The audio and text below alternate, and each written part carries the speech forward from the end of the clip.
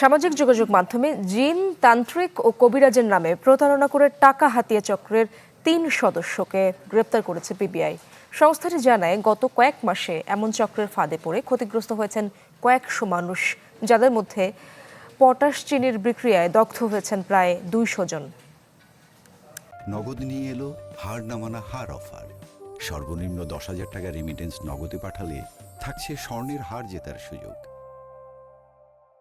সমাধান সন্তান লাভ। পরীক্ষায় ভালো ফলাফল সহ নানা আশ্বাস দিয়ে ফেসবুকে প্রতারণা চালাচ্ছে বেশ কিছু চক্র। পটাশ চিনির মাধ্যমে জিন নামানোর কথা বলে মানুষের কাছ থেকে হাতিয়ে নিচ্ছে মোটা অঙ্কের অর্থ। এ নিয়ে সংবাদ প্রচার করে চ্যানেল 24 সহ বিভিন্ন গণমাধ্যম। বা হাতে বা ডান হাতে যে কোনো একটা হাতে নিয়ে মোট করেন। মোট করে রাখার সাথে সাথে আমার হাতের উপর দিয়ে একদম ধুমার মতো আগুন জ্বলে গেছে। ঈগল পাখি লাগবে, বাজ পাখি লাগবে, নাহলে রক্ত বের হবে, মারা যাবেন। জিন মিষ্টি খাইতে চাইছে, এরকম করতে করতে তারা টাকা নেবে। এরপর এক ভুক্তভোগীর মামলার প্রেক্ষিতে অভিযানের নামে পুলিশের তদন্ত সংস্থা পিবিআই গেল শুক্রবার কুমিল্লা থেকে গ্রেপ্তার করে রহমত আলী কবিরাজ চক্রের ২ সদস্যকে। তাদের তথ্যের ভিত্তিতে ধরা হয় আরও একজনকে।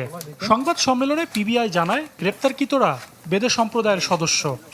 ইউটিউবে দেখেছেন যে পটাশিয়াম পারম্যাঙ্গানেটের সাথে চিনি বা মিষ্টি বা রসালো চিনি জাতীয় কিছু দিলে এখানে আগুনের উৎপত্তি হয়। সেই ইউটিউবে দেখে তারা